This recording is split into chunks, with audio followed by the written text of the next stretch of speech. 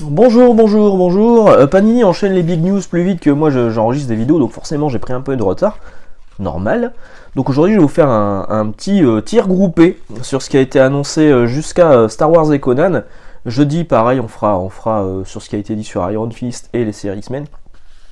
Et puis on continuera sans doute la semaine prochaine, donc bravo à Panini qui décidément aura bien trusté les commentaires et les forums un peu partout sur leurs nouvelles annonces.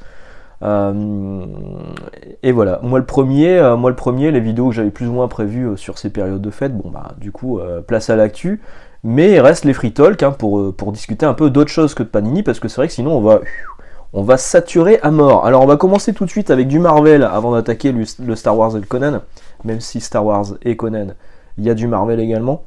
Avec une nouvelle collection Marvel Prestige. Alors cette collection Marvel Prestige, on la connaît déjà, elle existe déjà, mais cette nouvelle version sera en noir et blanc. Alors ça supprime pas l'ancienne en couleur, hein, avec les dos toilés, format un peu plus grand, du 20 par 30 à peu près. Pardon, je suis toujours malade. Je suis toujours malade. Depuis septembre, je suis toujours malade. Donc de toilets, je vous ai dit. C'est des trucs qui en général je prends par quelques pièces et qui ne partent pas. J'en vends un, deux. Mais j'ai pas le public pour. Alors je présume, vu que ça continue, qu'il y a un public, mais peut-être dans les comic shops spécialisés. J'espère pour Panini que c'est le cas, parce que chez moi ça se vend pas. Donc on avait les versions couleur, maintenant on a les versions noir et blanc qui auront un dos toilé noir pour les différencier des dos toilés de la collection Prestige classique.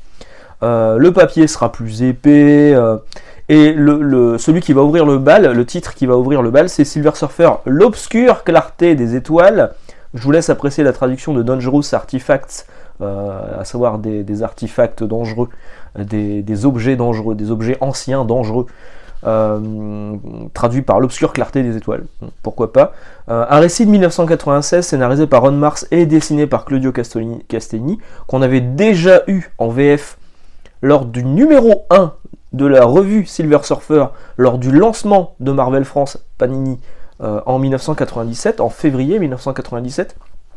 Dans le premier mag, donc du coup Silver Surfer, il y avait Silver Surfer, l'obscure clarté des étoiles, donc en version couleur hein, cette fois.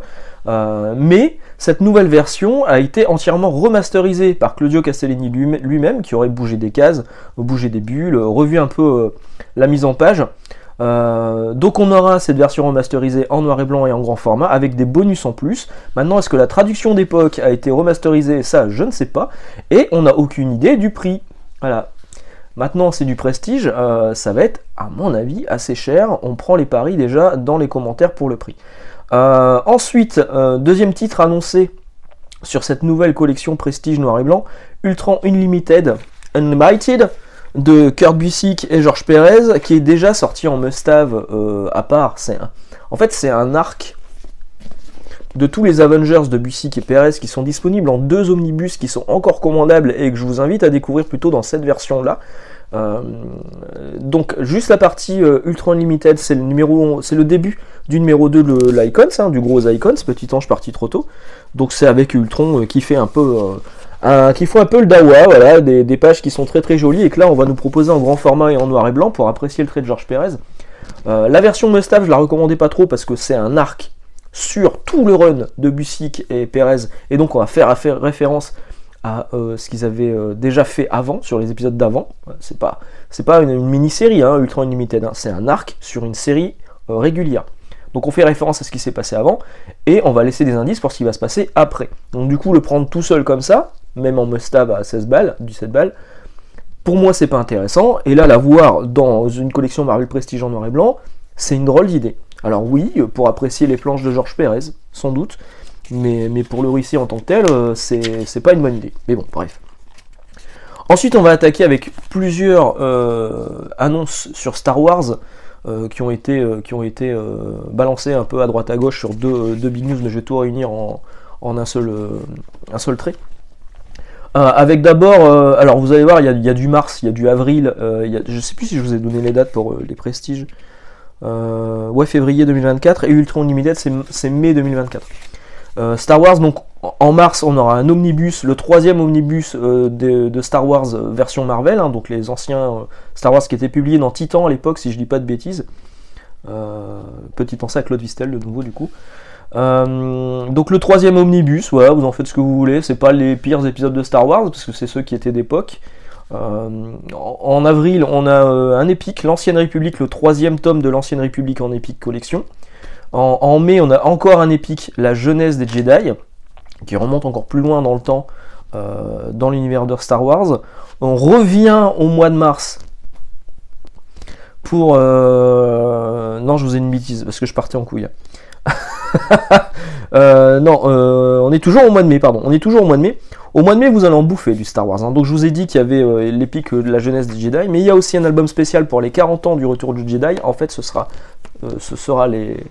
les 41 ans du retour du Jedi. À savoir que le retour du Jedi, petite anecdote comme ça qui ne servira à rien, mais qui vous permettra de frimer autour de la machine à café. C'est le premier film que j'ai vu au cinéma. Voilà, pour vous dire, hein, il y a 41 ans. Enfin, ça fera 41 ans en 2024. Le retour du Jedi, des récits inédits sur les personnages du film Le Retour des Jedi, donc on aura des récits sur les Ewoks, hein, parfait. Une finition soignée, on nous précise finition soignée, ça veut dire que d'habitude les finitions sont pas soignées, ça on l'a vu. Des bonus, on n'a aucune information sur le prix de cet album spécial. Le community manager nous annonce qu'il en dira plus un peu plus tard dans l'année. Bon, bah wait and see. Pareil, prenons les paris sur le prix de cet album spécial 41 ans du retour des Jedi. On revient en mars avec Star Wars Hyper Space Stories, qui est une série qui est publiée aux États-Unis chez Dark Horse. Alors effectivement, quand Marvel a récupéré la licence Star Wars, bah, ils ont aussi récupéré les anciens récits. Il y a eu un deal qui a été fait avec Dark Horse. Donc Hyper Space Stories, ça passe, c'est chez Dark Horse, mais c'est publié en France chez Panini. Donc ce sera pour mars 2024. Pas de précision sur la collection, je présume que c'est un 100% Marvel. Enfin, 100% Star Wars du coup, vu que c'est pas du Marvel. En mai 2024, vous allez en bouffer, je vous l'ai dit, vous allez en bouffer du Star Wars en mai. Dark Vador, Black, White and Red. Donc le même type de collection qu'on a eu avec Elektra, Black, White and Red, Deadpool, Black, White and Red, Wolverine, Black, White and Red, Harley Quinn, vous voyez où je veux en venir. Harley Quinn, Black, White and Red, non en fait c'est du DC donc ça marche pas. Mais oui, c'est grand, alors chez Panini du coup c'est des grands bouquins, alors pourquoi en grand alors qu'en VO c'est pas du tout un grand format comme ça, donc c'est peut-être sur les TPB remarque. C'est un grand format avec que du noir et blanc et du rouge pour Elektra, donc sur le costume d'Elektra, mais aussi sur le sang évidemment.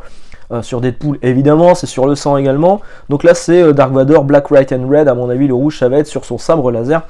C'est du Jason Aaron, c'est du Daniel Warren Johnson, c'est toujours des courts récits hein, qui sont réunis dans cet album. Il y aura du Pitch Momoko, super. Et enfin, un dernier titre Star Wars à sortir au mois de mai, c'est Vador, la série Dark Vador, la dernière, de Gillen et Larroca dans un omnibus de 736 pages, donc la dernière série en date de Vador, de Gillen et Larroca, je crois que c'est la dernière série en date. Encore une fois, Star Wars, moi en comics, j'ai arrêté, hein. Je comprends rien, leur classement c'est débile, à tel point que quand on les reçoit au boulot, on se casse même plus la tête à les ranger, parce que les seuls titres qui vendent, c'est les anciens, les seuls titres qui vendent, c'est les nouveautés, parce que les anciens lecteurs viennent les chercher parce qu'ils sont au courant, et les petits prix à 6,89, tout le reste c'est un merdier pas possible, personne s'y retrouve, il y a 4 numéros 1 de Star Wars, c'est n'importe quoi, en mélangeant en plus les versions à 16 balles qui portent les mêmes titres et parfois la même couverture que les versions en couverture dure un peu plus de luxe. C'est à n'y rien comprendre. Donc la série Vador sort dans un gros omnibus de 700 pages de Gillen et Larroca. Larroca, moi j'aime plus, pourtant j'aimais beaucoup son trait il y a très longtemps. Sur la mini-série Archangel et merde, comment elle s'appelle, Psylocke, c'était vachement bien. Dawn, il y a Dawn dans le titre, je sais plus le nom. C'était vachement bien, mais depuis son changement de style beaucoup plus réaliste, moi je trouve ça dégueulasse. Donc ce sera sans moi évidemment. Est-ce qu'on a terminé pour Star Wars? Oui, une petite news sur la planète des singes avec un album de 224 pages qui adapte les 2 premiers films, donc c'est avec des vieux épisodes hein, qui avaient été publiés par Marvel à l'époque, de la planète des singes. Ça s'appelle Adventures on the Planet of the Apes, les aventures sur la planète des singes. Pas un mot sur la collection, ça sort au mois de mai, mais à mon avis ce sera un deluxe. Et c'est tout pour la planète des singes, mais il y aura sans doute 2 titres qui seront annoncés. Ensuite on passe à du Conan en mars 2024, on remonte un petit peu là dans la temporalité, avec le 3e omnibus de Savage Sword of Conan. Bon, paraît que c'est bien, donc tant mieux, ceux qui lisent ils vont être contents. Bon, c'est encore un omnibus, c'est encore un peu cher, mine de rien ils étaient censés ralentir les omnibus, mais ça continue quand même un petit peu. Disons qu'ils vont finir en fait, d'ailleurs j'aimerais bien qu'ils sortent, qu'ils donnent une date pour l'omnibus, le second de Fantastic Four par Hickman, qui est l'un des travaux d'Hickman que j'apprécie énormément, donc j'aimerais bien que le 2e omnibus ne tarde pas trop sur les Fantastic Four, pas comme le Deluxe de Thor par Donny Cates qui lui traîne à sortir. Donc le community manager précise sur Savage Wars of Conan, il paraît que la lecture de ces ouvrages est encore meilleure que d'écraser ses ennemis et de les voir mourir devant soi. C'est pas glauque du tout, et effectivement, avec des omnibus, on peut facilement écraser ses ennemis, hein, ça, il n'y a pas de problème.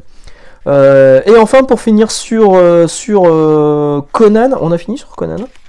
Oui, c'est ça, pour finir sur Conan, la nouvelle série Conan 2 chez Marvel, donc publiée chez Marvel, par Jim Zub et Rob de la Torre, donc arrive en mars 2024 en VF chez Panini, mais ce qui m'étonne un petit peu, c'est qu'en VO, elle est sortie en 2021.